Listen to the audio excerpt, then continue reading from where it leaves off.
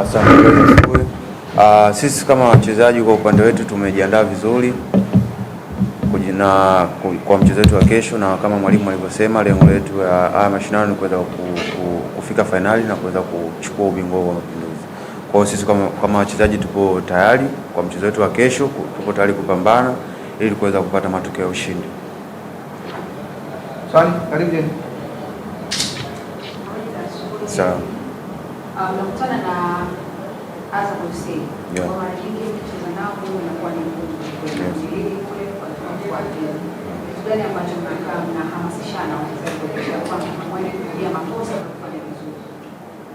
Nadhani kesho kutakuwa na mchezo mwingine tofauti na ule, kwa sababu mchezo wa kwanza tunajua kabisa walitufunga, lakini kesho ni mchezo mwingine wa Ligi ya Mapinduzi. Kwa hiyo na ukizingatia pia tuna mwalimu mpya, kwa hiyo nadhani mbinu pia zitakuwa tofauti na za mchezo, lakini sisi kama wachezaji kwa pamoja tumejizatiti kweli katika mchezo wa kesho kuweza kufanya vizuri. Kikubwa tunachohitaji kama mwalimu anavyotaka malengo yake ya ili kombe kuweza kubeba. Kwa hiyo kama tunataka tushinde ubingwa, lazima tushinde mechi ya kesho na kuweza kufika fainali.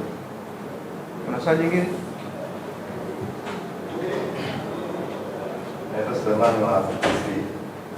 Naamini kila mechi inahitaji shabiki. Vile zungumza na mashabiki wa Simba kwa mechi ya kesho kwa support. Mashabiki ni muhimu kwetu kwa sababu bila wao tunahitaji support yao. Kwa hiyo tunawaomba katika mechi zetu ya kesho waweze kujitokeza kwa wingi, waweze kufika, waweze kutupa support. Swali? Katika michuano hii tumeona mwalimu anatumia wachezaji wengi ambao mara nyingi hawapati nafasi. Hii inakuwa ni fursa kiasi gani kwa wachezaji kuhakikisha kwamba mwamsho na wale wanafanya vizuri? Nadhani hii ni fursa nzuri kwa sababu pia mwalimu ni mpya. Kwa hiyo ukipata chance unatakiwa uoneshe kadri ya uwezo wako ili uweze kumpatia mwalimu ile hali ya kusema kwamba huyu bwana naweza nikampa nafasi. Kwa nadhani hii ni nafasi ya wachezaji ambao walikuwa wapati nafasi kuweza kuonesha uwezo wao.